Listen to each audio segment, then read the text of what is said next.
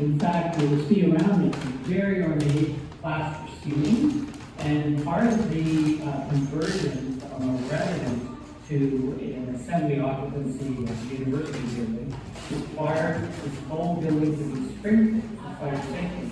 And if you notice, you don't see any sprinkler head because it's very carefully rooted and hidden so that it doesn't interfere with the dignity and beauty of the historic elements in this place.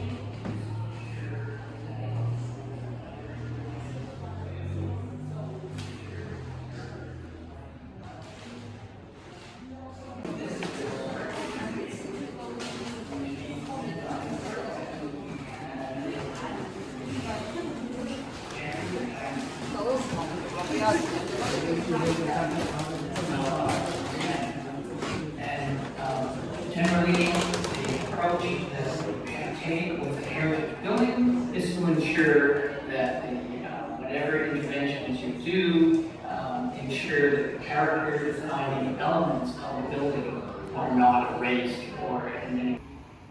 This is a historically designated building, which means as architects, we had to conform to the standards and guidelines for the preservation of historic places in Canada, developed by Parks Canada.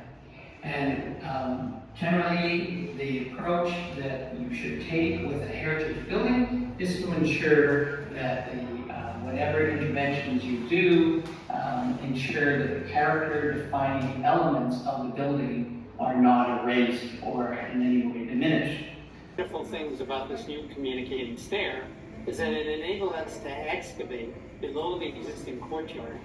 And in fact, what's happened is we've exposed the foundation walls of the original house.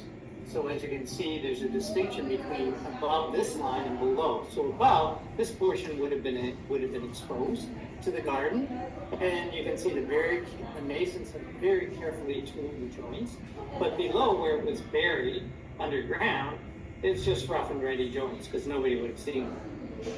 So again, the exposure of the foundation suggests, again, or makes reference to the fact that the library, the storehouse of knowledge, is the foundation for theological studies.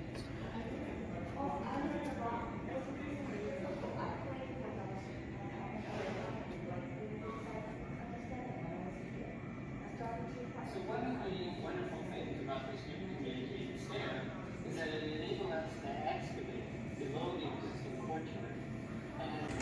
You're just helping us to make 1,000. Let's push it over.